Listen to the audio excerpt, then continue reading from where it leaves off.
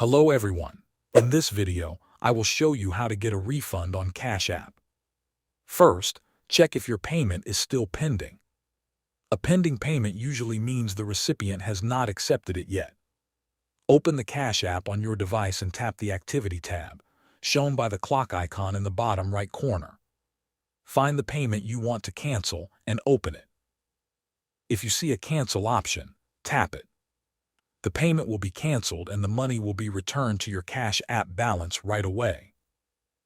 If the payment has already been processed, the process is a little different. Stay in the Activity tab and open the completed transaction. Instead of a Cancel button, you will see an option called Request Refund. Tap Request Refund to send a refund request to the recipient. After sending the request, wait for the recipient to review it. If they approve the refund, the money will be returned to your Cash App account automatically. Keep in mind that processed payments cannot be canceled, so approval from the recipient is required. Thanks for watching.